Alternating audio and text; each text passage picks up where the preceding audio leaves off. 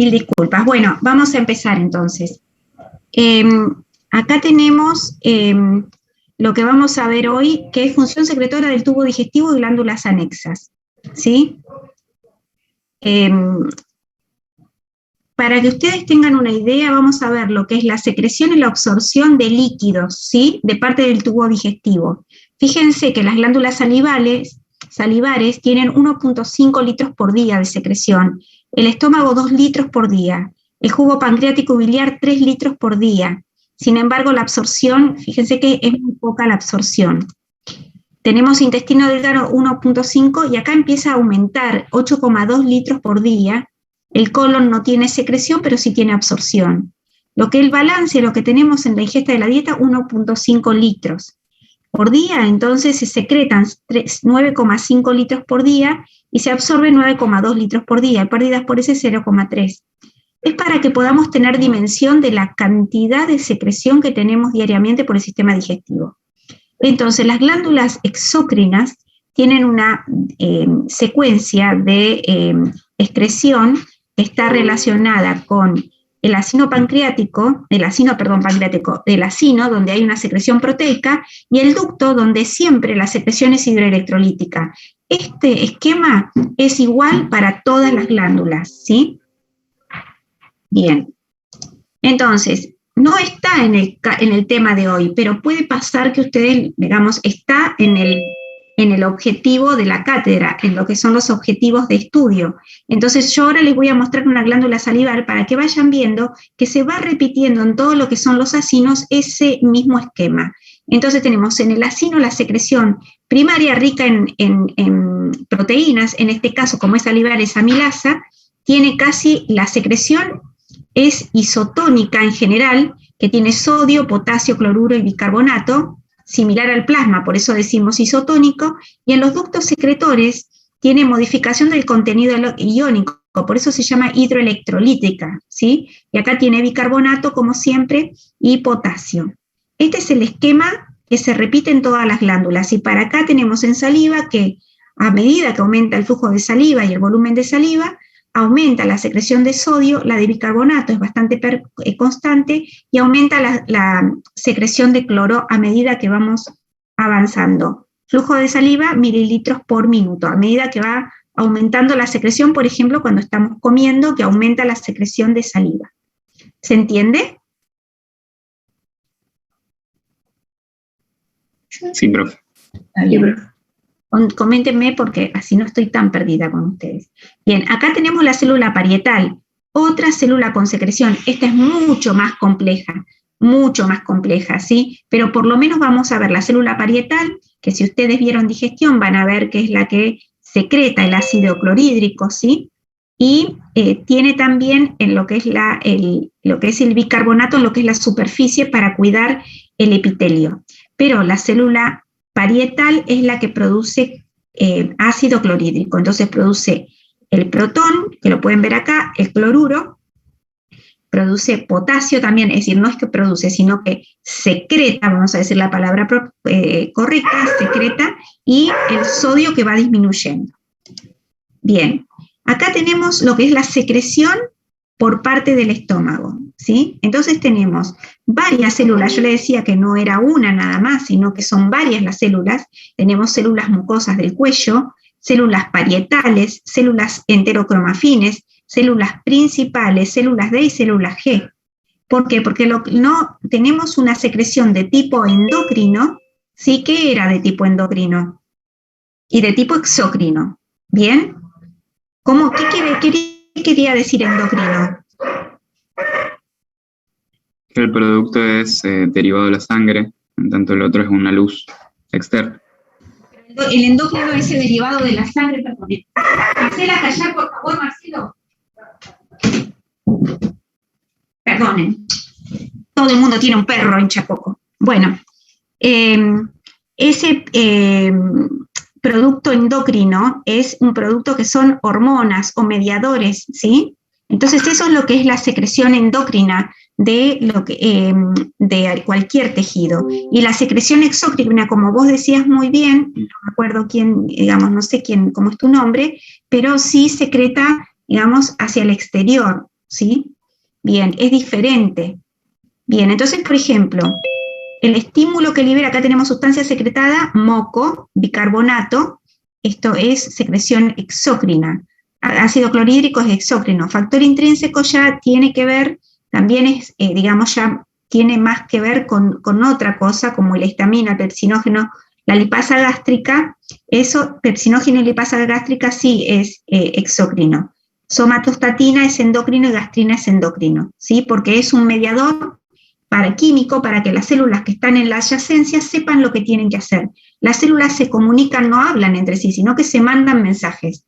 Esa es una comunicación endocrina. ¿Vieron algo de endocrinología o todavía nada?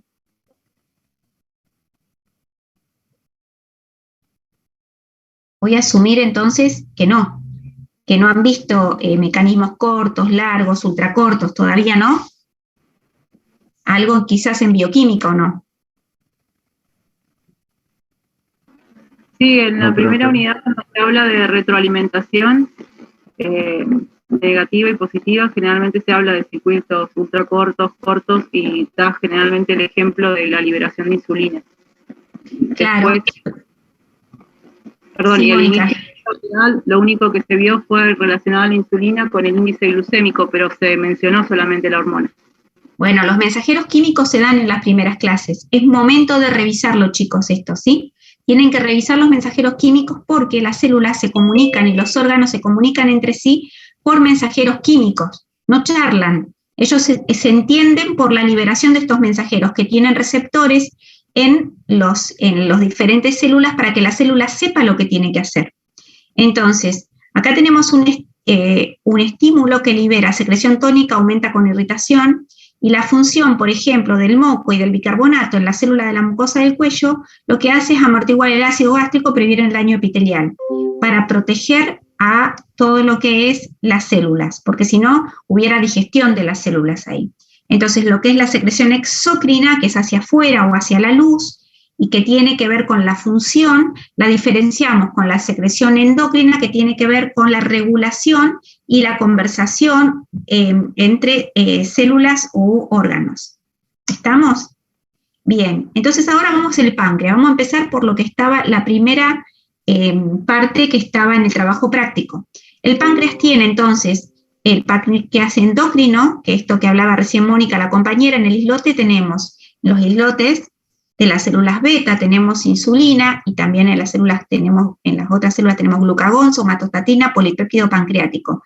Esto se secreta a sangre y es lo que establece la regulación de los niveles de glucosa, ¿sí? En cambio, el páncreas exócrino, que es lo que secreta hacia el duodeno, tenemos el páncreas exócrino compuesto por el acino y los ductos. Los acinos, que tienen la producción proteica, como ya aprendimos, eso es una de las cosas que ya aprendimos. Los acinos de las glándulas tienen una parte que es el acino, donde se secretan las proteínas, y una parte que es el ducto, donde se secreta, en este caso, agua y bicarbonato. Estos conductos pancreáticos que terminan en el duodeno, o vierten su contenido en el duodeno. ¿Bien? Bien, entonces acá ya tenemos un gráfico que me pareció re lindo. La habilidad de secretar bicarbonato depende críticamente de la capacidad del CFTR de secretar cloruro. La secreción de alcalina es un mecanismo de defensa, pues el pH alcalino inhibe la activación de las enzimas digestivas dentro de los conductos. En el duodeno contribuye a neutralizar la secreción ácida gástrica. Situándonos, acá estamos en la secreción de los ductos el conducto pancreático, donde se secreta bicarbonato, mucho bicarbonato, porque lo que nosotros vamos a tener es una cantidad de quimoácido que viene del estómago, que desemboca en el duodeno, y ahí es donde se va a secretar todo lo que es el contenido pancreático. Pero primero para que se activen las enzimas, pero también para proteger todo lo que es esa mucosa, hay que apagar un poco el incendio de lo que viene del estómago. ¿Está claro?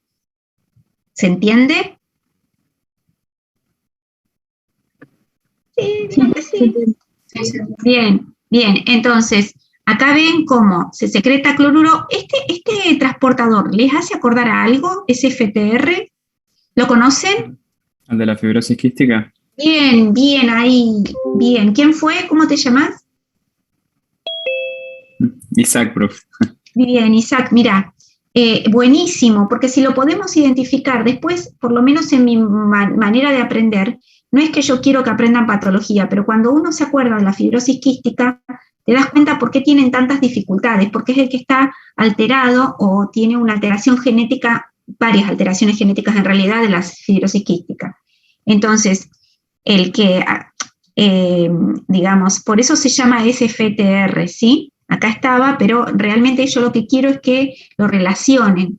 Entonces, transporta cloruro, pero también, digamos, en la capacidad de esa conductancia es donde se va a transportar el bicarbonato. Y acá está la anhidrasa carbónica, que hace que el bicarbonato, tengamos bicarbonato adentro de la célula y se pueda transportar hacia la luz ese bicarbonato. Siempre, pero siempre, de ahora en adelante, mis alumnos, ¿dónde colocan la bomba de sodio-potasio? ¿Dónde está la bomba de sodio-potasio? La porción vasolateral, la relación vasolateral. Sí, todos aprendan, los 57 mayores, que estamos los 58 de ahora en adelante, siempre, cuando nos tengamos que ubicar en una célula, buscamos la bomba de sodio-potasio, si hay transporte secundario, y acá seguro, porque estamos bombeando muchos electrolitos hacia la luz, y tenemos que encontrar siempre en la vasolateral la bomba de sodio-potasio, que nos va a dar la fuerza electromotriz, unas bombas de potasio, ¿sí? Para poder tener un equilibrio, y acá tenemos también el NHSC, sí, NKCC también, ¿sí? Acá tenemos NBC1, que tenemos con bicarbonato un importer sodio y carbonato, ¿sí? Porque necesitamos transportar bicarbonato hacia el exterior en altas cantidades. Entonces acá entra directamente como bicarbonato, pero también produce de la anhidrasa carbónica, que por acá se forma, digamos, el protón más el bicarbonato, ácido carbónico. Pero con esta anhidrasa va y viene y puede producir bicarbonato para ser transportado. Bien. Acá venimos ya a lo que es el trabajo práctico. Dice, analice los siguientes modelos. ¿Alguien lo puede leer? Porque me molesta el... Analice los siguientes modelos. ¿Qué más dice, por fin? Dice, analice los siguientes modelos que representan los mecanismos celulares involucrados en la secreción en distintas estructuras. En ellos identifique los principales componentes que comparten y los productos de su secreción. Bien, bien. Entonces, podemos ver que tenemos el acino, que ya aprendimos. En el acino pancreático, ¿qué era lo que se secretaba? Enzimas, proteínas, muy bien. Todo lo que es orgánico, ¿bien? Y en el ducto, los electrolitos. Entonces empezamos a identificar. La membrana vasolateral la identificamos siempre porque buscamos la bomba de sodio-potasio y los transportadores. Dijimos que había un importer de bicarbonato sodio, pero también acá apareció, que no lo había visto anteriormente, el NKCC, que lo estaba buscando, ¿sí? El NKCC también está en la membrana vasolateral. Tenemos acá canales de sodio y canales de potasio, que el potasio lo mandan, digamos, hacia la parte vasolateral. Por otro lado, en contrapartida tenemos, estos son canales dependientes de voltaje, que acá lo estamos viendo. Acá hay una acetilcolina que actúa de forma endocrina, ¿sí?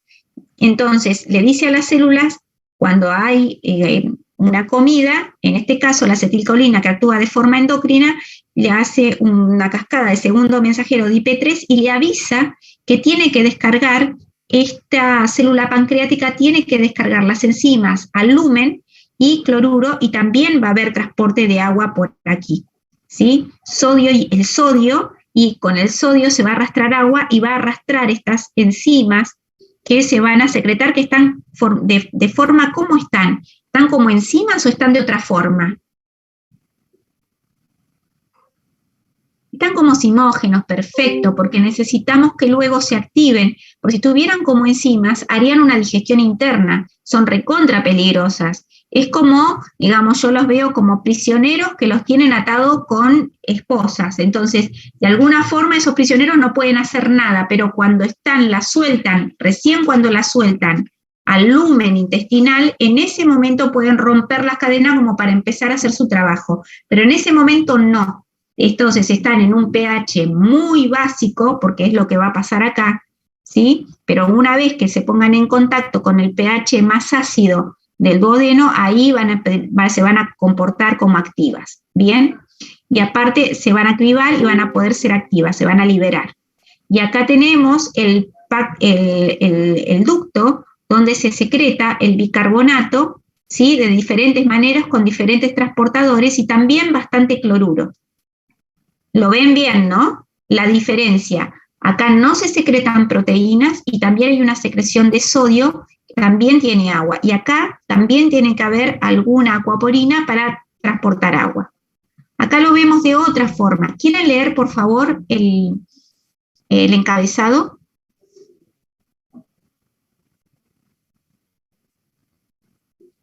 Dice, Cualquiera. ¿leo? Sí, Bueno. sí. Dice, en el caso del páncreas, la secreción presenta un componente hidrosalino rico en bicarbonato y un componente orgánico rico en proenzimas digestivas. La secreción pancreática es vertida en la luz del duodeno, con un pH entre 7,6 y 8,2 y con un volumen medio entre 1,5 y 2 litros por día. Su composición varía con la tasa de secreción. Analice el siguiente modelo, ubique las estructuras responsables de la fracción orgánica y las responsables de la fracción hidrosalina y escriba una conclusión. Bueno, esto es una forma diferente de representar lo mismo, lo único que acá aún pone las acuaporinas para ver cómo está la secreción de agua. También está el tema del IP3 con el calcio interno para que se produzca la exocitosis, ¿sí? Y se liberen las enzimas, los simógenos. Esto es el ducto. Y acá está el NKCC de vuelta, los canales de cloruro y el canal de cloruro. Fíjense que acá se representa en el medio, si pueden ver, cuantitativamente cómo a medida que va aumentando la secreción, aumenta la secreción de bicarbonato cuantitativamente, si lo pueden ver, el cloruro se mantiene, primero inicia bastante alto, ¿por qué? Porque se secreta mucho por acá, pero luego se va como diluyendo, si bien hay canales de cloruro, se va diluyendo y cuantitativamente no es tanto. El bicarbonato va en aumento y va diluyendo, digamos, va llevando los simógenos. Tenemos, a medida que pasamos por los ductos, también, porque la secreción de agua, por eso le hablo de un efecto dilución, ¿sí? Secreción de agua por acuaporinas, y de este lado están mejor graficados los transportes del SFTR de bicarbonato y otros transportadores, ¿sí? ¿Se ve bien eso? ¿Alguna duda? Sí, profe.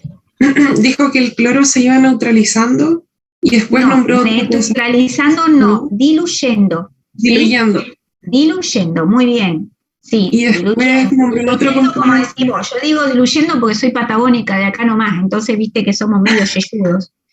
Sí, bien. Profe, y después nombró otra cosa. Sí. Pero no la escuché.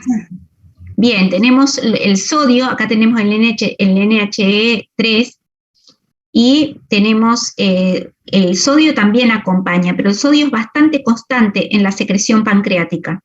La diferencia está en diferentes acinos o en diferentes glándulas exócrinas, la proporción de bicarbonato, cloruro y sodio. ¿Sí? Puede haber alguna diferencia, todas las glándulas exócrinas lo van a tener, la proporción en el vertido puede ser distinta, ¿sí? Por eso acá lo muestran como acino pancreático. ¿Bien? Y otra cosa es el contenido de agua para arrastrar todas estas sustancias. Por eso es que hablábamos de dilución recién. ¿Te contesté? Sí, profe, gracias. Bien, bueno.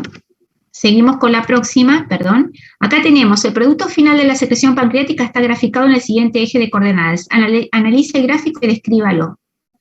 ¿Alguien se anima con lo que dijimos a analizar este gráfico, a ver si aprendimos qué significa?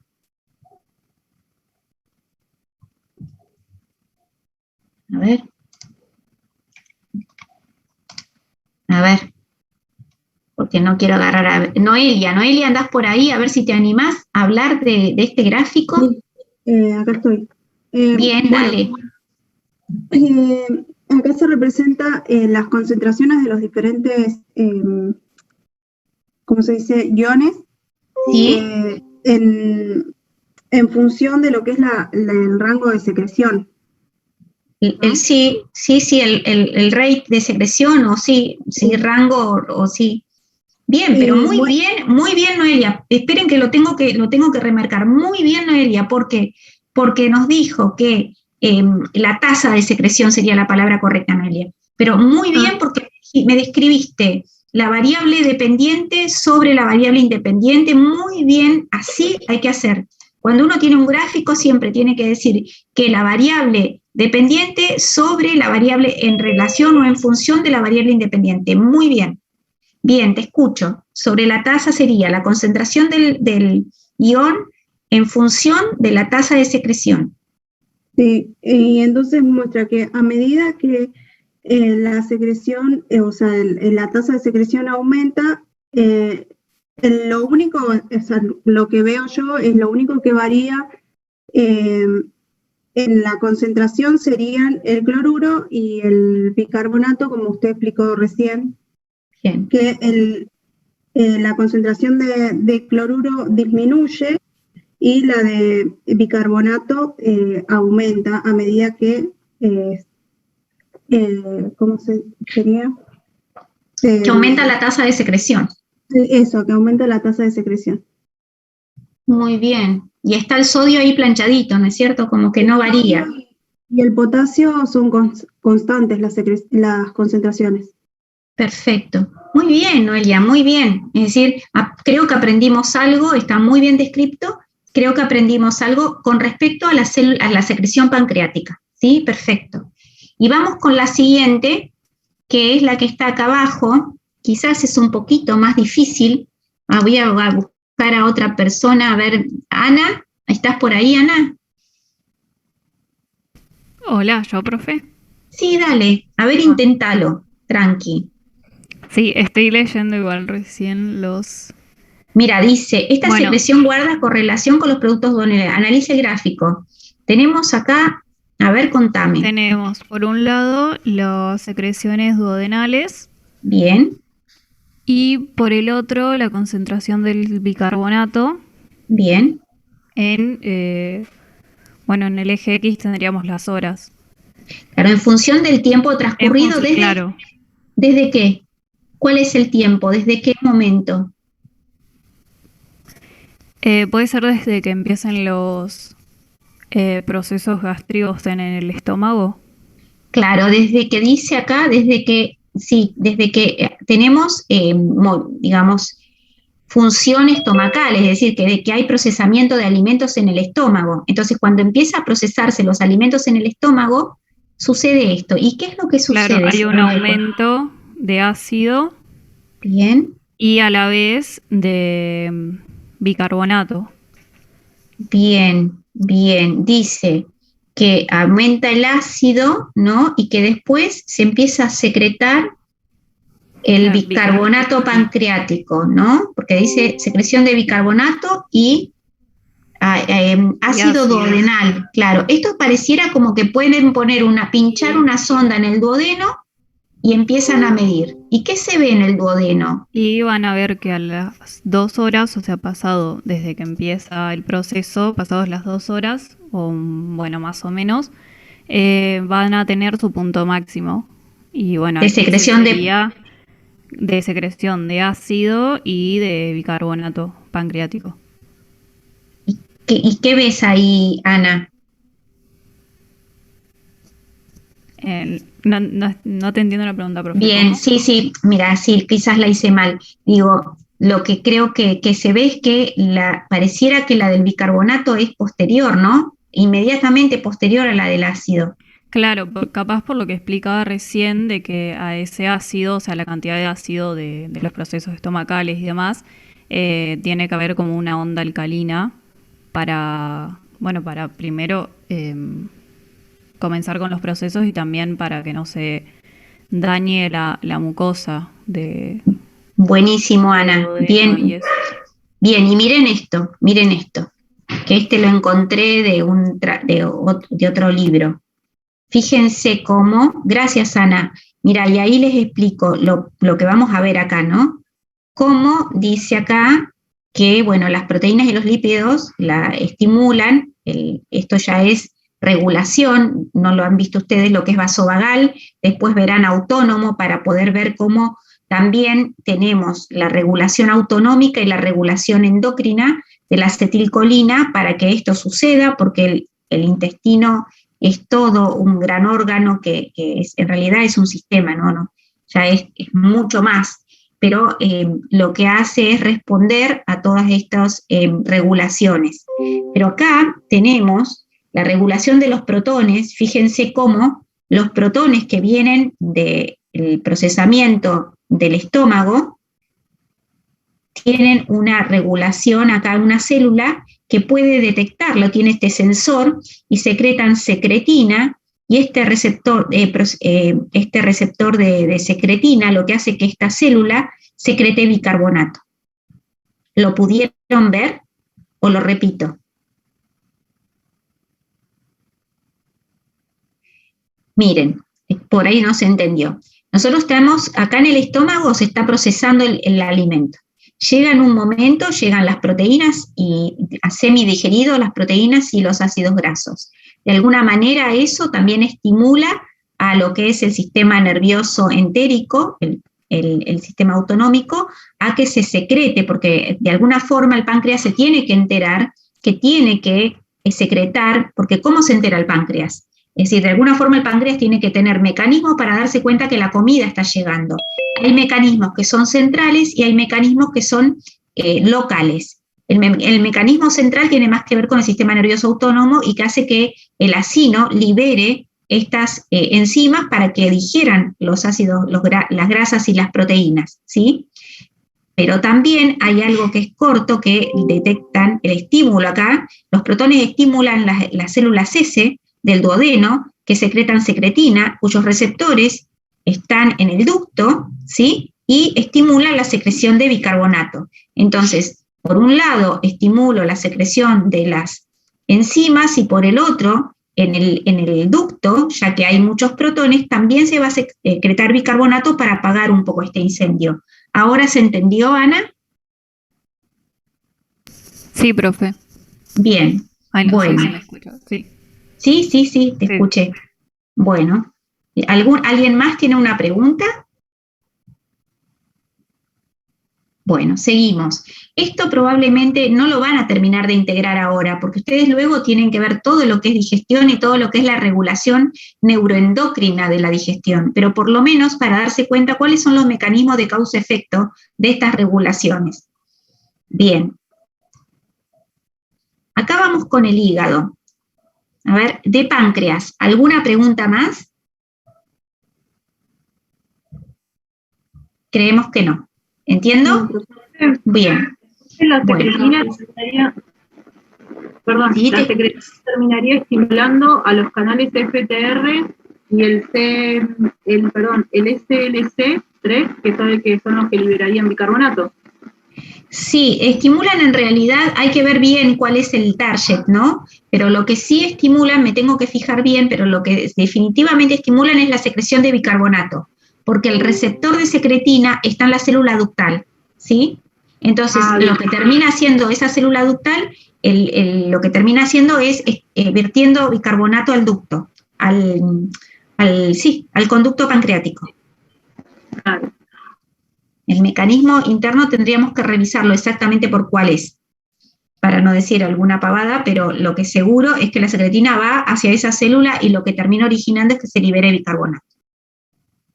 Como ejemplo, acá si tenemos la colecistoquinina también, que está estimulada por las proteínas de los lípidos, dice acá, estimulan las células SI, que del duodeno, que secretan colecistoquinina, que bueno, que también tienen acá en los receptores acinales, que es otro estímulo para que se liberen las enzimas pancreáticas. Sí, escucho.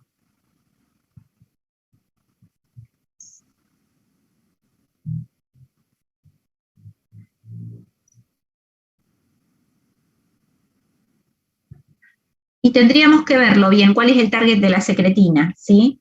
No sé ahora, para responderte podríamos leer un poco más.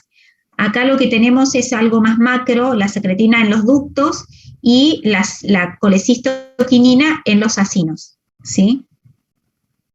Es probable que tenga un receptor, pero bueno, tenemos que verlo bien.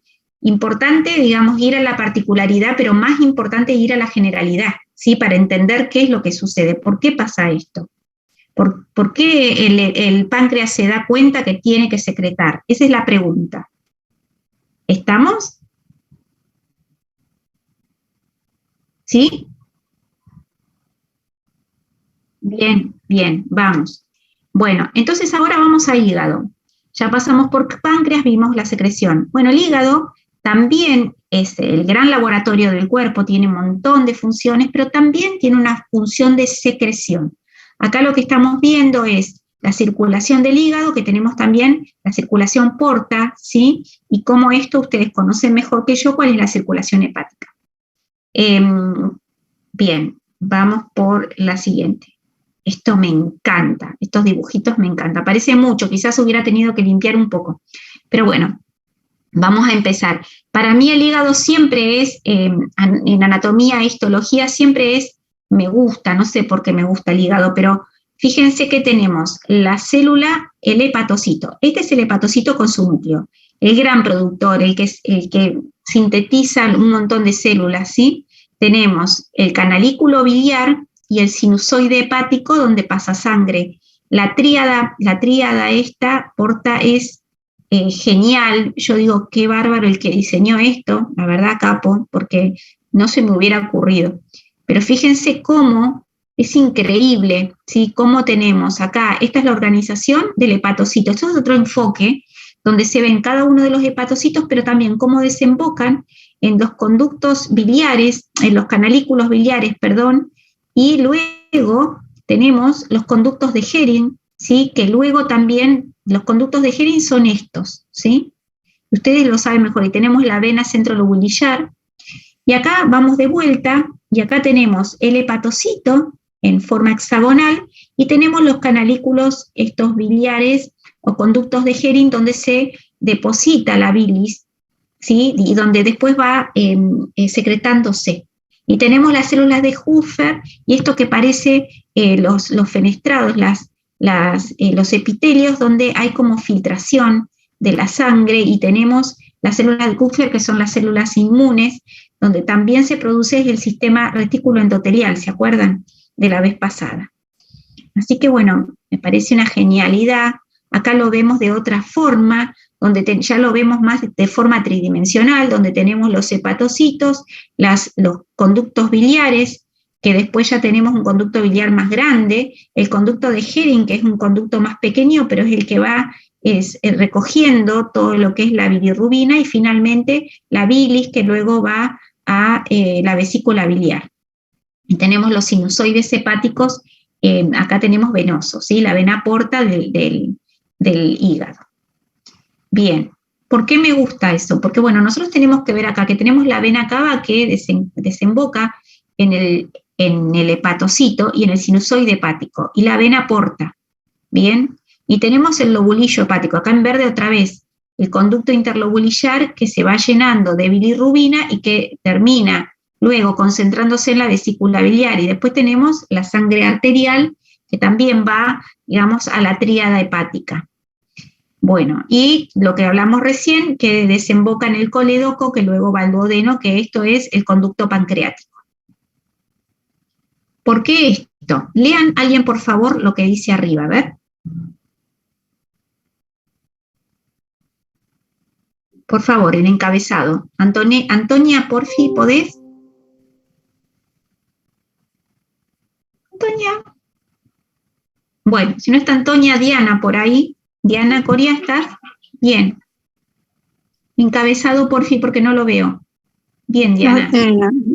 Dice, la secreción biliar también presenta un componente orgánico formado por los ácidos biliares, bilirrubina, que le da el color amarillento, fosfolípidos, lecitinas y colesterol, y un componente inorgánico de sodio, agua y bicarbonato.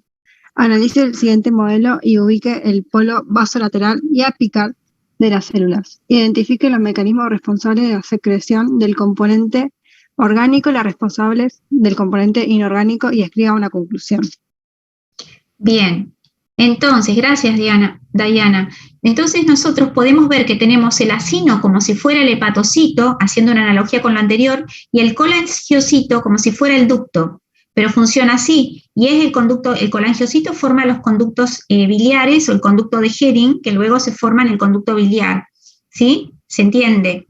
Entonces, acá tenemos los transportadores que en membrana vasolateral ya aprendimos entonces que esta tiene que ser la vasolateral porque acá está la sodio-potasio ATPasa, la bomba de sodio-potasio, y tenemos transportadores que pasan lo que son los ácidos biliares, los ácidos orgánicos y los aniones orgánicos y cationes orgánicos para que luego sean excretados en el hepatocito. Y acá se excretan las sales biliares, los aniones orgánicos, los cationes orgánicos y los fosfolípidos.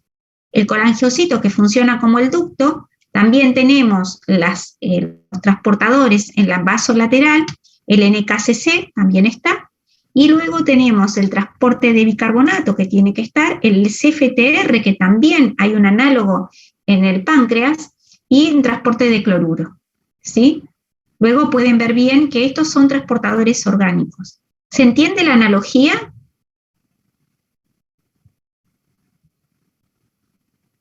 ¿Sí? Sí, Bien. Sí, profe. Bien, entonces acá, digamos, perdonen, tenemos los ácidos biliares, el ácido cólico, la secreción independiente de ácidos biliares rica en bicarbonato de sodio, secreción dependiente de ácidos biliares recirculantes, ácidos biliares. Dos calidades de bilis tenemos en el conducto y en la vesícula, porque luego se va concentrando, no es que son calidades, sino que se va concentrando. Esta es la concentración que tenemos de sales biliares, pigmentos biliares, colesterol, ácidos grasos, fosfolípidos, y sales inorgánicos en el conducto, y en la vesícula están un poco concentradas, ¿sí? Porque esa es la función, para que cuando haya que volcar, eso ya esté concentrado en el momento de la digestión.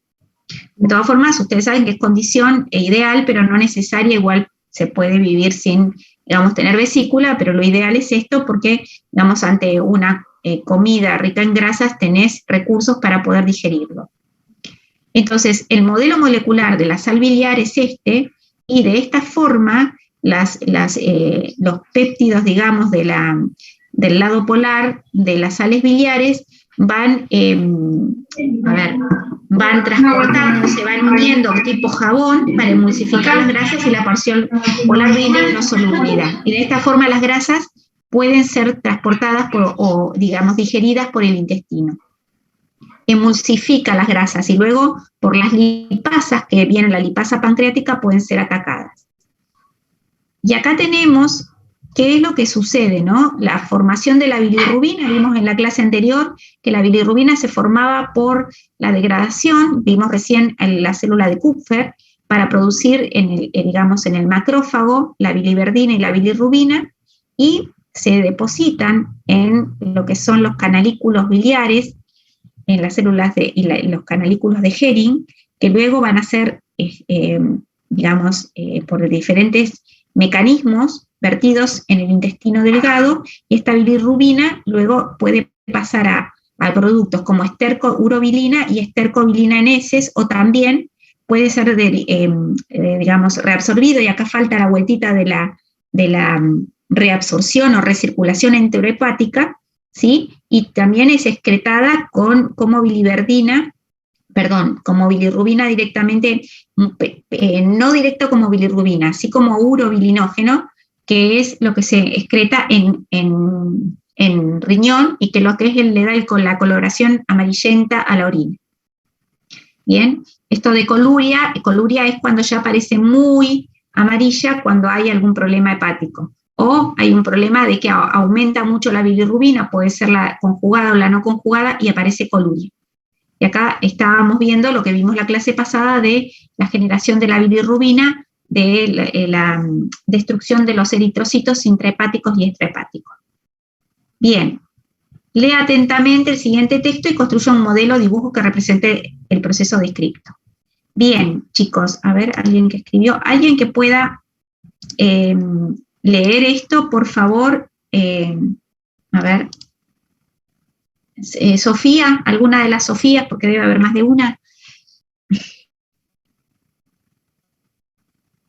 Bueno, profe, ¿lo leo? Dale, porfi, gracias, ¿Está Sofía. bien? Sí. Los ácidos biliares primarios, bueno, primero empiezo por, lee atentamente el siguiente texto y construye el modelo que represente el proceso descrito. Bien, vamos a hacer una cosa, Sofi, vamos a trabajar en equipo. Mientras vos lees, yo voy a proyectar algo y todos vamos a, excepto vos que después lo vas a tener que ver, vamos a ir tratando de identificar lo que vos estás hablando en el siguiente texto, en el siguiente gráfico, ¿dale? Bien. Léelo, porfa. Dale, espérame, profe, que... Ahí. Los ácidos biliares primarios se sintetizan en el hígado a partir de la hidroxilación del colesterol por la 7-alfa-hidroxilasa. El más importante ácido biliar es el ácido cólico. En el hígado, los ácidos biliares se conjugan con glicina o taurina, que permite que su solubilidad en el medio acuoso sea más elevada. Estos ácidos conjugados pueden pasar a sales biliares en el hepatocito, como sales de sodio y potasio de estos ácidos conjugados. Se secretan en la bilis y se vierten al intestino. En el intestino, estos productos se reabsorben el 95% en el riñón terminal, por difusión si han sido desconjugados o por cotransporte con sodio los conjugados, siendo ambos traslocados en un carrier específico por difusión facilitada fuera del enterocito. Pasan a la sangre portal y se incorporan a la recirculación enterohepática de ácidos biliares, siendo recaptados por el hepatocito por transportadores específicos, ser procesados y volver a secretarse con la bilis al intestino. El restante 5% pasa al colon. Allí, por acción bacteriana, se desconjugan y dehidroxilan, haciéndose más liposolubles y formando ácidos biliares secundarios. Una parte de ellos se reabsorbe y vuelve al hígado para conjugarse, y otra parte se pierde en las heces. Una pequeña fracción, 5%, de ácidos biliares forma parte del pool circulante sistémico, al no poder ser captada por los hepatocitos de la sangre portal. El hígado sintetiza ácidos biliares nuevos solo para reponer las pérdidas por las heces. La concentración de ácidos biliares en la sangre portal es el factor que regula la síntesis y secreción biliar, de forma que cuando ésta está en concentración alta, se inhibe la síntesis y se favorece la secreción biliar, efecto colerético. Mientras que si la concentración es baja, se inhibe la secreción y se favorece la síntesis biliar. Bien. Bueno, buenísimo entonces. Para el resto, gracias, Sofía. Vieron acá, digamos, un poquito más de detalle, no mucho más, creo que no, tampoco es que es tan revelador el gráfico. Pero bueno, muchas gracias. Después vamos a ver el próximo. En realidad, digamos, lo que tendríamos que hacer es un modelo. Ustedes deberían construir un modelo con esto y con algo que ustedes entendieron y con la bibliografía para entender bien lo que es la recirculación enterohepática. Luego viene el número, el siguiente. No sé quién lo puede leer. Rocío, ¿estás por ahí? Rocío, encima tiene un apellido. Juan, sí. Sí, lo leo.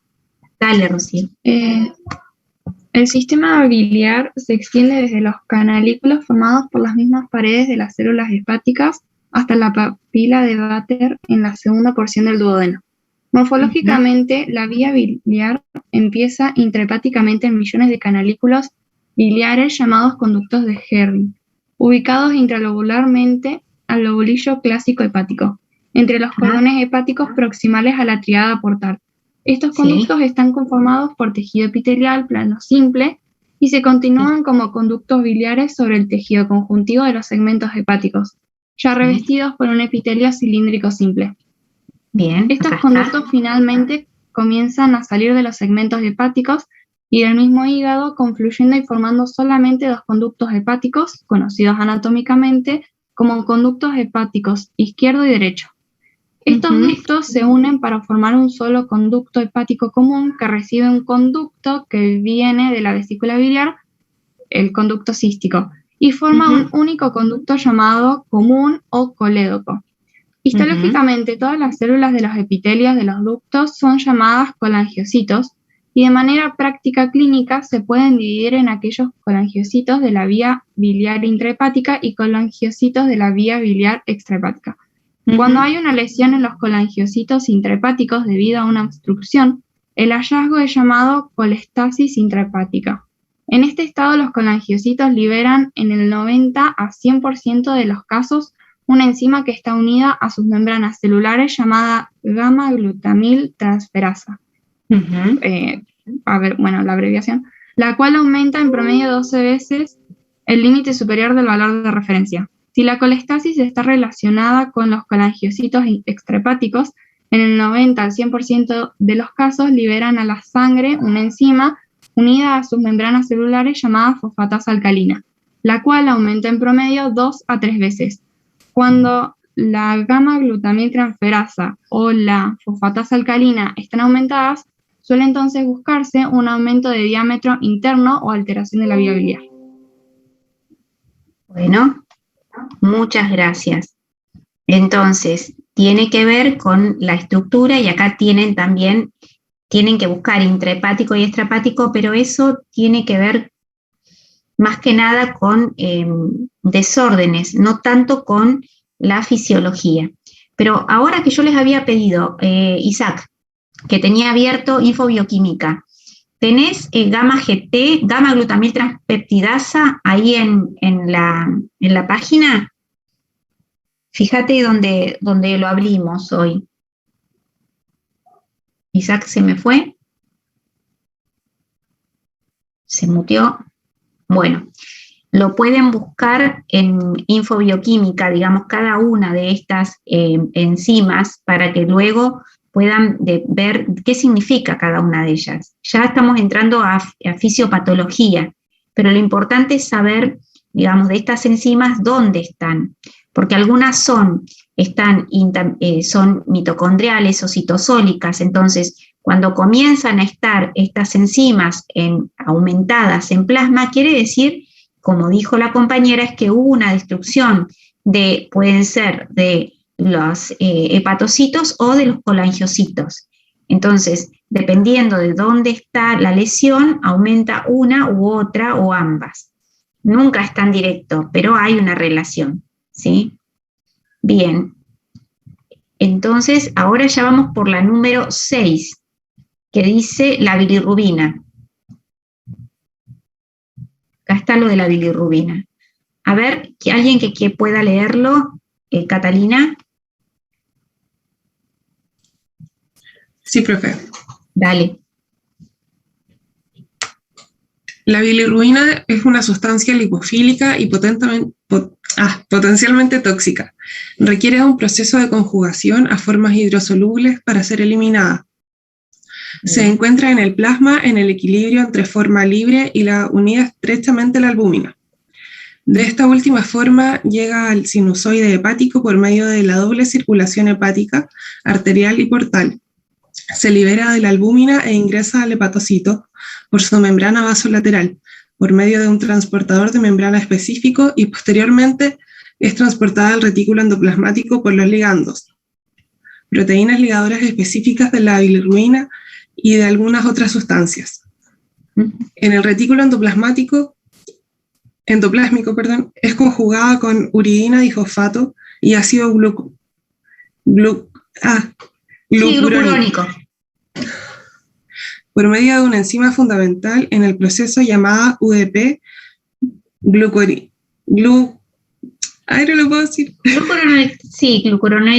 tiene que ser, porque no lo estoy viendo, transferasa. Glucuronil transferasa, para formar un 80% de diclurónidos de bilirrubina y un 20% de monoglucurónidos de bilirrubina. Bien. Menos del 1% de la bilirrubina en la bilis se encuentra en forma no conjugada. Luego la bilirrubina conjugada, hidrosoluble, viaja hasta la membrana apical y es a través de un transportador activo iónico, bomba ATPasa, Es secretada al canalículo biliar para mezclarse con el resto de las sustancias que constituirán la bilis. Una vez en el intestino, la bilirrubina conjugada es desconjugada por la flora bacteriana en el ileón terminal y en el colon para formar pigmentos incoloros, urobilinógenos.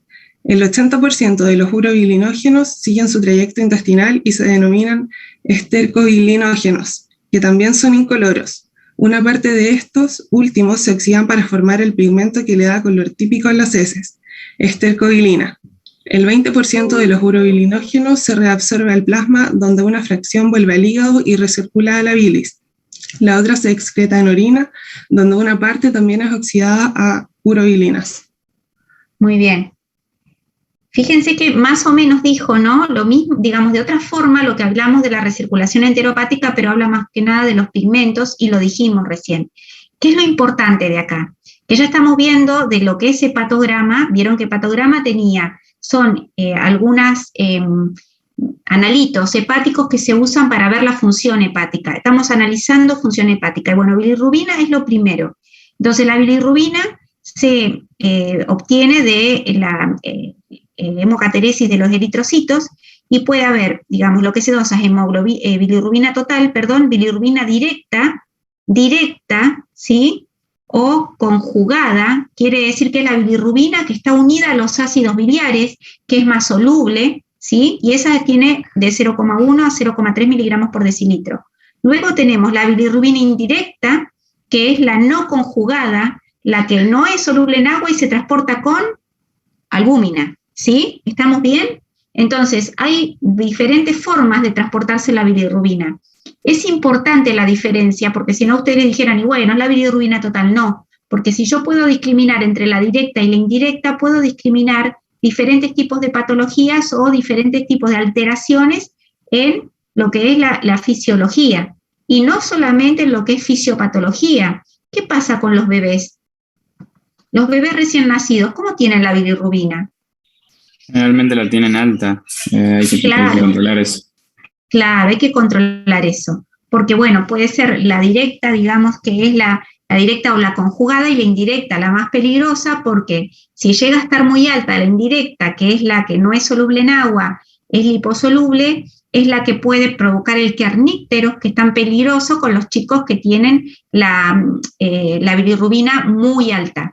Y una bilirrubina muy alta es arriba de, fíjense acá dice 0,3 a 1 miligramo por decilitro. En los bebés llega hasta, cuando están en 19, ya de 14 más o menos es el límite de referencia. Más de 19 ya van a lámpara, ¿sí? Y más que eso puede provocar el kernícteros. Entonces, por eso los mandan a los bebés a las lámparas, para que se transforme, ¿sí? Y esa bilirrubina no sea de la que está no conjugada, ayudar a que sea de la conjugada, porque los bebés no tienen esa capacidad. ¿Bien? Entonces, por eso es importante medir la bilirrubina. Y para adultos, este es el valor de referencia. Entonces, una ictericia, si bien no quiero meterme en la patología, pero es para que ustedes lo sepan, es cuando la bilirrubina es mayor de 2,5 y afecta ya a las mucosas, y se ve todo amarillo. Entonces, la clasificación puede ser prehepática, bilirrubina indirecta. ¿Por qué? Porque no tuvo tiempo de pasar por el hígado, porque el hígado es el que la conjuga, ¿estamos de acuerdo? El hígado es el que funciona en su función exócrina como conjugador de la bilirrubina. Entonces le pone ácidos biliares para que esa bilirrubina pueda ser secretada, es decir, pueda ser conjugada. Entonces, si la ictericia puede ser prehepática, por eso, hepática puede haber de las dos altas, y poshepática, es decir, que ya pasó por el hígado la bilirrubina, entonces lo que va a estar aumentada es la directa o la conjugada. Y acá tienen cuáles son, digamos, lo que puede suceder con la ictericia hepática, poshepática y prehepática, ¿sí? Esto ya es más particular, pero acá tienen qué pasa con la bilirrubina. Después vamos por las transaminasas. Entonces vamos viendo hepatograma, vimos bilirrubina, directa, indirecta y total. Vamos por las transaminasas. ¿Qué es la transaminasa? La TGP y la TGO, que la SAT es la alanin, ¿cómo se llama? La SAT es la GOT o TGO, y la LAT es la TGP, ¿sí? Que es la glucuronil transpeptidasa, ¿sí? Y esta es la transpeptidasa glutámico oxalacética. diferentes maneras de hablar de lo mismo. Lo que hacen es transaminar, es decir, el hígado es una fábrica de proteínas, de alguna forma tiene que transaminar, es decir, pasarse una amina a la otra con los péptidos. Esa es la función de estos. Pero ¿qué pasa? Algunas son citosólicas y otra es mitocondrial. Entonces, nosotros tenemos acá la TGP, sí, esta es la GOT, o la TGP, y tenemos localización, hígado, riñón, corazón, músculo esquelético. La TGO también está en el hígado. La disposición celular es citoplasmática y la TGO es citoplasmática y mitocondrial. ¿Qué quiere decir esto? Que cuando aumentan en plasma es porque se rompieron los hepatocitos o los colangiocitos. ¿Me explico? La vida media y, digamos, el aumento digamos, ante un problema hepático y ejercicio extremo, ¿sí? Esto es un aumento fisiológico, no es un aumento patológico. Ejercicio extremo aumenta un 50% y aumenta un 300%, fíjese la TGO. Por eso es que cuando se van a sacar sangre, se pide que no hagan ejercicio físico, porque pueden tener modificaciones en las enzimas. La variación diaria es de un 45%, por eso lo tomamos en ayuna, 1 hora a la mañana, y la variación de un día al otro es de 10 a 30%. Entonces, estas son las transaminasas, GOT y GPT, muy conocidas en el laboratorio, UASAT y ALAT, ¿sí? Lo importante acá es que pueden tener cambios fisiológicamente, por eso se los mostré, pero cuando hay un cambio patológico no es un poquitito, acá tenemos un poquitito por ciento, es 10 veces que cambian las transaminasas. Entonces, acá tenemos los valores de referencia. Todas estas enzimas, chicos, hay valores de referencia, pero son relativos. ¿Por qué? Porque dependen del método y dependen del laboratorio. Más o menos son, no es como el valor de los leucocitos que es 5.000 a 10.000. Acá puede haber alguna pequeña diferencia, por eso es importante ver el valor de referencia. Y casi siempre las referencias son 15N, es 15 veces o 10 por. Los médicos suelen hablar 10 por, 15 por, si aumenta 10 veces el valor de referencia. Esa exageración. Entonces, cuando las transaminasas aumentan de 10 a 15 veces el valor de referencia o el valor normal, quiere decir que hay una injuria hepática aguda, hepatitis aguda, hepatotoxicidad, alguna droga, otros virus. Ahora, si las transaminasas están aumentadas, pero tienen menos de 5 veces el valor de referencia, puede ser una injuria hepática crónica, como una hepatitis crónica, hemocromatosis, enfermedad por alcohol, ¿sí? Que también pueden evidenciar que las transaminasas están movidas. Pero hay otros factores, como les mostré recién, que pueden modificar las transaminasas, siempre menos que 5 veces el valor de referencia, ¿no? Eso es momento del día de la extracción, variación entre días, raza, sexo, índice de masa corporal, que recién lo vi, que no lo voy a identificar acá, comidas, ejercicio, hemólisis, daño muscular, condiciones de almacenamiento y otras macrotransaminasemia, complicado. ¿Alguna pregunta, chicos? Mis 43 hasta a las 9 y 11 de la noche. Profe, de esos factores que están mencionados ahí, lo que son las condiciones de almacenamiento, ¿disminuirían las transaminasas, no? ¿O aumentarían? Porque, por ejemplo, daño muscular, donde dice condiciones de almacenamiento, porque, por ejemplo, daño muscular, hemólisis, ejercicio, índice de masa corporal, las aumentan. Comida, las aumentarían. Pero las condiciones de almacenamiento, ¿las aumentarían o las disminuirían? No, eso tiene que ver con la preservación de la muestra. La verdad que es poco feliz que esté ahí, porque no tiene que ver con las condiciones de la persona, sino con las condiciones de la muestra. Ah, bien, bien. Gracias. Bien, pero bueno, lo importante acá es que se entienda que cuando hay cambios que son de 10 a 15 veces el valor normal, hay una injuria más aguda, estamos hablando ya de una hepatitis. Cuando es menor que eso, o puede ser algo, si es poquito, referido a sin existir un daño, puede haber algunos pequeños cambios, pero si ya estamos cerca de 5N, ya estamos hablando de una injuria hepática crónica. Entonces, esas son las transaminasas, ¿sí? GOT y GPT. La GOT y GPT están en otros tejidos, así que por sí mismas hay que discriminar. Si hay un infarto agudo de miocardio, también van a estar altas, ¿sí? O pueden estar altas porque hay, por ejemplo, en el COVID, la TGO y la GPT eran marcadores de COVID grave, porque producían lisis de músculo esquelético, hepático y cardíaco también. Entonces no estábamos hablando de una injuria hepática nada más, ¿me explico? Estábamos hablando de injurias celulares. Bien. Pero bueno, tienen que estar muy altas, uno ya habla ya vamos a ver ejemplos. Fosfatasa alcalina. La fosfatasa alcalina, digamos, está en el hígado, está en los hepatocitos, pero también, sobre todo, estas están en los ductos biliares, en los colangiocitos. Entonces, tiene mucho que ver la fosfatasa alcalina cuando hay un problema, sobre todo en lo que es la parte excretora del hígado, ¿sí? En la parte de los colangiocitos. Entonces, tenemos, aumenta por incremento de su producción o por liberación de células dañadas.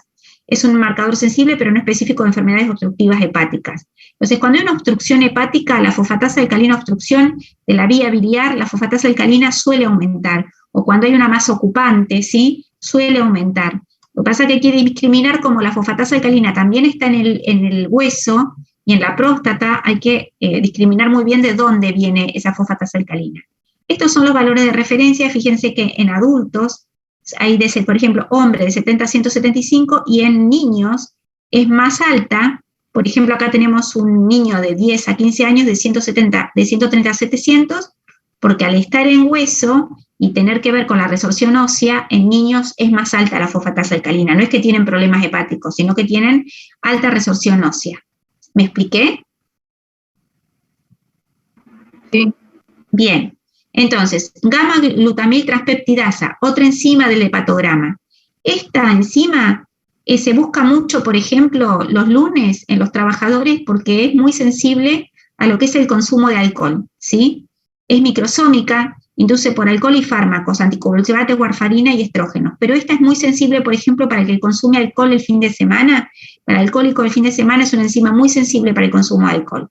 Entonces, tejidos ricos en esta enzima: riñón, páncreas, hígado, intestino, próstata y vaso y pulmón. En hígado se localiza en membranas, retículos endoplasmáticos, microsomas. Y hay, por ejemplo, cuando hay una relación con la gamma GT con la FAL, que nos da sugestivo de consumo de alcohol, una vida media de 28 días, ¿sí? También lo mismo que le digo ahora, siempre fíjense en los valores de referencia del laboratorio porque no son universales. Tienen alguna relación, más o menos de 10 a 40, pero puede haber modificaciones entre laboratorios. No significativa, pero las hay por metodologías. Entonces, tengo acá una red conceptual. Tengo pruebas de la función hepática.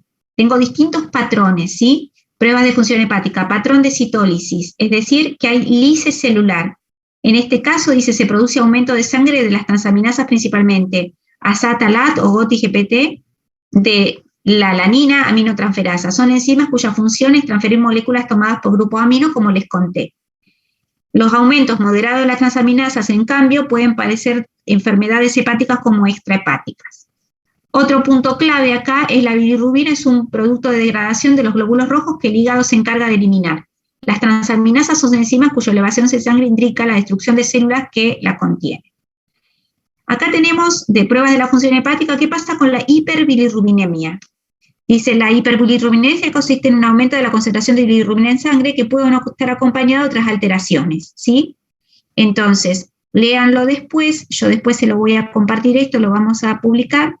La bilirrubina es un producto de desecho. Entonces, como habíamos hablado recién, depende qué tipo de la bilirrubina está aumentada, que pueda relacionarlo con cuál o tal patología o con un momento fisiológico de la vida, que hay secreciones o, digamos, conjugaciones diferentes de la bilirrubina. Y hay un patrón de colestasis, que el patrón de colestasis se caracteriza por un aumento de la fosfatasa alcalina y de la gamma GT. Por ello se denominan enzimas de la colestasis y un aumento asociado de bilirrubina. Las pruebas de función hepática consisten en la medición de sangre, la concentración de bilirrubina y de la actividad de ciertas enzimas, como son la GOT, la GPT, la fosfatasa alcalina y la gamma GT. Bien, entonces ahora, después de resolver y analizar la información precedente, interpretamos la función de los diferentes hepatogramas. Pero vamos a volver a esto que nos comimos, que lo saltamos, porque esto es el hepatograma. Entonces acá habla de la bilirrubina directa, la bilirrubina indirecta, la bilirrubina total, las transaminasas que vimos recién, la GOT y la GPT, la fosfatasa alcalina y la gamma GT. Acá habla de valores de referencia más estandarizados, como para ponerle un valor de referencia, está la salvedad que yo les digo, pero hay cierta relación y como les comentaba, acá la fosfatasa alcalina es hasta 250 en adultas y hasta 600 en niños, es otra metodología de las que les mostré recién, y la gamma GT hasta 35. Entonces, lo que habla acá es, las anteriores pruebas de laboratorio relacionadas con el perfil hepático las podemos agrupar según distintos criterios. Tenemos estudios enzimáticos, enzimas de necrosis. A ver, Agustín, ¿qué enzima de necrosis que estuvimos nombrando vos dirías acá? Si aprendimos algo, Agustín, a ver. Agustín se durmió, Agustín se fue. A ver, Micaela, Agustín se rajó porque son 40 ahora. Micaela, ¿tenés qué enzima dirías que podemos dosar para ver necrosis, a ver si aumentó o no? Uy, se me durmieron todos. ¿Santiago? ¿Santiago? ¿Están todos comiendo? Bueno, a ver, pregunto, ¿alguien reconoce alguna enzima de necrosis? ¿Podrían ser las transaminasas? Muy bien, bien. Y si yo diría colestasis, ¿a cuál apuntaría? A la fosfatasa alcalina y a la gamma glutaminosferasa. Muy bien. ¿Y enzima de masa ocupante, cuál diría? También podría. Alcalina puede ser. Sí, Claro. la gamma GT, y está la 5' nucleotidasa, que también se suele utilizar, aunque no está acá en el hepatograma, pero es otra que dejen la apuntada. No se usa mucho, pero ¿Cuál, bueno. profe? 5' nucleotidasa. Después, enzimas de síntesis. ¿Cuáles identifican como enzimas de síntesis?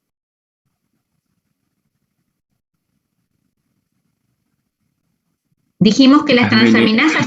Sí, perdón. No, iba a decir mal, iba a hablar de bilirrubina, pero no, pedí enzimas. Claro, enzimas de síntesis serían las transaminasas que se acuerdan que dijimos que cambiaban grupos de aminos y que estaban en la producción de proteínas. Y las enzimas de fibrinogénesis, estamos hablando de enzimas que están, porque, a ver, la producción de fibrinógeno también en otro momento se investigaba lo que es el perfil de la coagulación, ¿sí? Porque también se estudia la coagulación en el hígado. ¿Por qué será? Porque es el que sintetiza las enzimas las proteínas necesarias para la cascada de coagulación. Perfecto, entonces tal cual, entonces si el hígado y el fibrinógeno también, entonces si el hígado está por alguna causa dañado o no está funcionando bien, esto va a estar en depresión, es decir, la coagulación va a estar alargada, el tiempo de coagulación y del TP, el tiempo de protrombina va a estar alargada, y el fibrinógeno, la síntesis de fibrinógeno va a estar deprimida. Por eso es que las personas que tienen, por ejemplo, yéndonos al extremo, cirrosis hepática, tienen problemas de la coagulación, ¿sí? Porque su producción de factores de la coagulación a veces está decaído, ¿sí? Bien, entonces, digo que personas que tienen falla hepática también tienen problemas de la coagulación. Estudio metabólico, proteico, lipídico, bilirrubina y ácidos biliares, ¿sí? Está asociado. El estudio proteico podría ser, por ejemplo, un proteinograma, un lipídico. ¿Qué podría determinar en el laboratorio para ver cómo está el colesterol? ¿Qué más? Los triglicéridos, las HDL. Muy bien. Y ahí yo podría ver, ya que el hígado se encarga de eso, a ver cómo está el hígado como en su función de laboratorio, de productor, ¿sí? La bilirrubina y ácidos biliares directamente. Dice, también se puede agrupar acorde a la evaluación de la función hepática. Función excretora. Si yo quiero medir la función excretora, ¿qué mediría del hígado? ¿La producción de albúmina o de bilis? De bilis. De albúmina es como productor, pero excretor, es como órgano excretor, la bilirrubina. Muy bien. Sintética, ahí te compro la albúmina, ¿sí? Sí, de citólisis.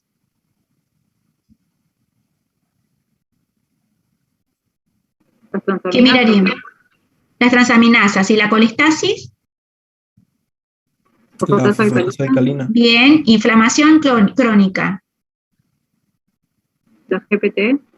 Claro, las transaminasas que dijimos que no tenían que estar muy altas, que tenían que estar por 5 más o menos, el valor de referencia. Che, ¿aprendimos algo o no? Díganme, algo aprendimos hoy.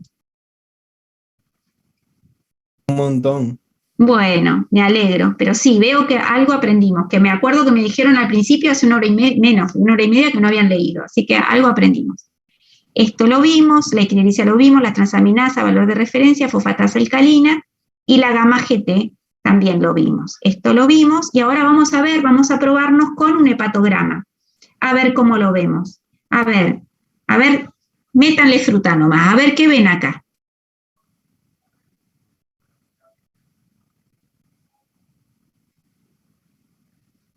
¿Ven desvío? ¿Cómo lo ven este hepatograma? O esta función hepática.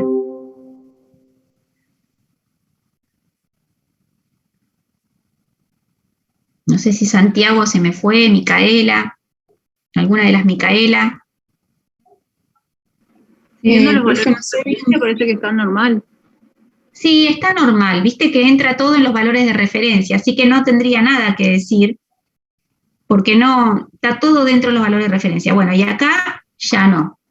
Acá tenemos un paciente, por ejemplo, vamos a hipotetizar que es un paciente que entró a la guardia de la clínica el 18 de enero del 2005 y le hicimos laboratorio el 18, el 22, el 30, el 20, ya después, digamos, estuvo internado acá, pero después se fue a la casa y tenía 20 del 9 del mismo año, de septiembre, y al año siguiente, perdón.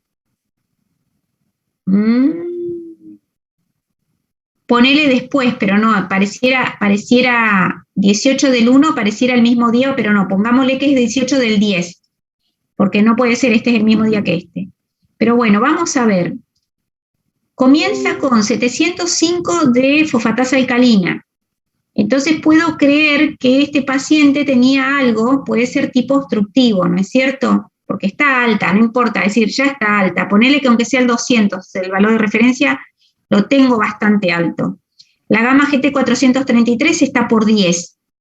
Esta, la ASAT, que es la GOT, está por 10 también, porque ponele que fuera valor de referencia 35, por 10, 300. La LAT o la GOT está por 5. Chicos, ¿me estoy haciendo entender con lo que es por 5 por 10? Sí, profe. Bien. Entonces, y la bilirrubina total 4,16. ¿Está alta? ¿Está normal? Está normal. Está alta, me parece. No Era estaría hasta 1, ¿te acordás? Alta, hasta 1. Era hasta 1. Entonces, tiene niveles de ictericia, porque habíamos dicho que hasta 2,5, digamos, en un adulto, tiene niveles de ictericia. Y la directa también está alta. Lo que puedo ver es que la directa está alta. Entonces, quiere decir que este hígado, si bien está bastante pobrecito, pero alcanzó a conjugar, porque si está la directa alta, quiere decir que alcanzó a conjugar. Pareciera como que bastante, ¿no? ¿Qué podría decir yo a priori si no viera el resto? Veo solo esto. ¿Qué podría decir? Hipotetizar, a ver. Una obstrucción extrahepática. Claro, una obstrucción extrahepática porque, digamos, de golpe el paciente pudo conjugar esta bilirrubina. En febrero ya bajó la fosfatasa alcalina, bajó la gamma GT, la SAT también, ¿sí? Y en marzo vuelven, en marzo no están, digamos, todavía, ya casi volviendo casi a los valores normales, tiene por 2 las enzimas nada más, pero ya casi a fin de año ya normaliza el hepatograma, ¿sí? ¿Lo ven? Sí, profe. Es una hipótesis. Lo importante es que nosotros podamos ver los desvíos y la asociación entre los diferentes parámetros del hepatograma. ¿Y por qué podría deberse? Fíjense cómo acompaña la gamma GT, lo acompaña la fosfatasa alcalina, por lo que podría ser un indicador de colestasis. Vamos a ver este caso. Este caso es un ingreso en una guardia, luego de 48 horas y luego 72 horas. Es un perfil bastante completo de laboratorio de urgencia. Entonces yo puedo ver que el ingreso tiene, digamos, gamma GOT y GPT 146 y 110, digamos, no es por 10, es por 5, fosfatasa alcalina recontra alta, ¿sí? Está por 20 más o menos, la gamma GT también, la bilirrubina total está casi 9,96, acuérdense que 1 era el valor de referencia. La LDH, ¿la conocen a la LDH? Sí. Bien, ¿y de qué se trata la LDH? Pueden buscarla también en la página de Infobioquímica, pero es una enzima de qué? ¿Marcador de qué? De ruptura de la célula. de rotura, de lisis, muy bien. También cuando hay hemólisis, también cuando hay hemólisis, pero es también un marcador muy fuerte de citólisis. Leucocitos 21.200. ¿Cómo están estos leucocitos? El doble, aumentadísimo. Muy altos, sí. Acá sin dudas hay una infección o una inflamación muy grande. La amilasa, ¿por qué la amilasa?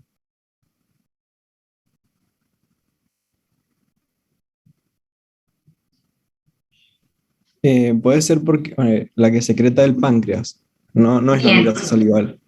Claro, no es la amilasa salival. Muy bien, porque nosotros hablamos de páncreas exócrino de la parte secretoria, pero no hablamos en particular de las enzimas pancreáticas, que es la amilasa, la lipasa pancreática, ¿cuál otra?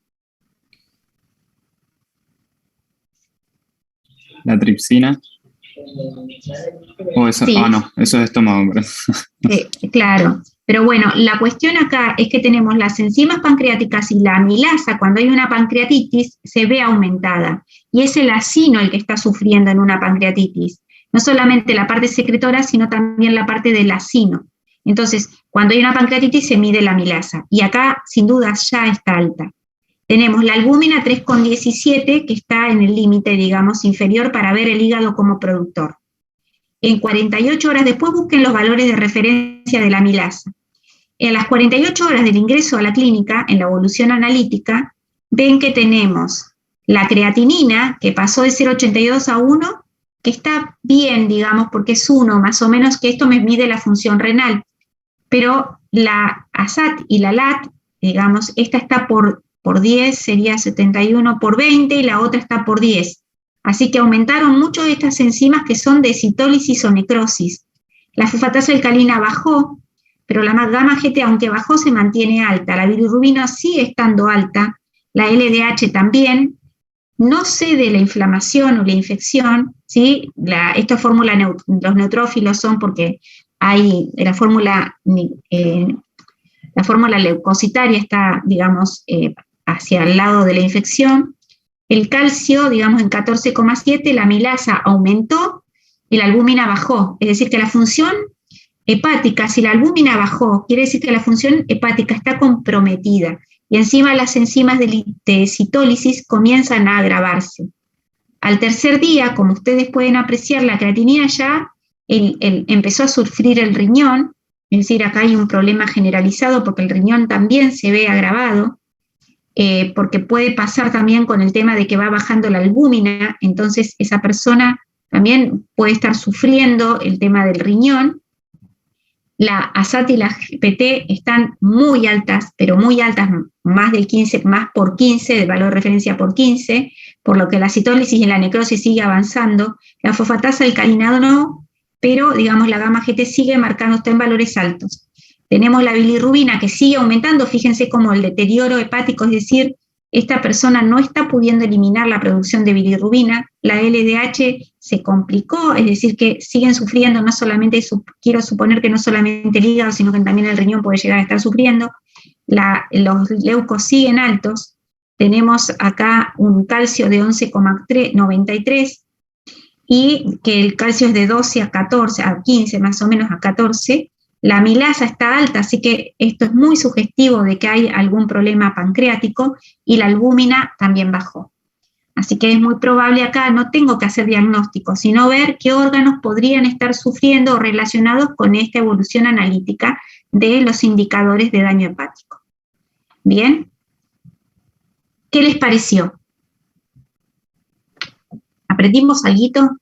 Estuvo muy buena la clase, profe. Sí, estuvo genial. Entendió todo re bien. Bueno, me alegra mucho. No es un tema fácil.